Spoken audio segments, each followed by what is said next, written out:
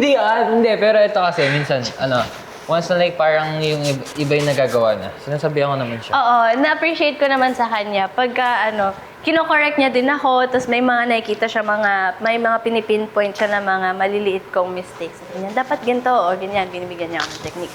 Paano ayusin yun? Yun lang, hanggang ngayon, ang problem namin na yung eye contact. Tumatawa kasi siya lagi. Hindi talaga, ngumingiti-ngitian lang kita. Ngumingiti lang Siyempre, umaaura dahil performance. Pero ikaw, gaganon ka na. Gumaganyan ka na kasi. Ikaw rin naman, bakit? Kasi inunahan mo na. Oo, Mapagalitan na tayo ni coach. Ito, ngingiti na lang ako. Alam mo, wag na tayo mag-do. Seryoso na ako kasi tumatawa ka. Level 1 and 2.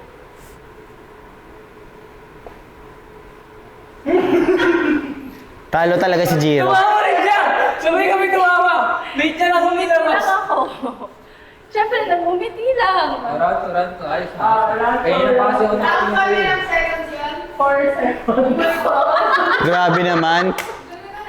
Hindi na siya tumagal. Sunod tayo ng 10. 10 seconds. Kahit 10. Oh, sige. Pero pag tayo napagalitan ni coach na naman.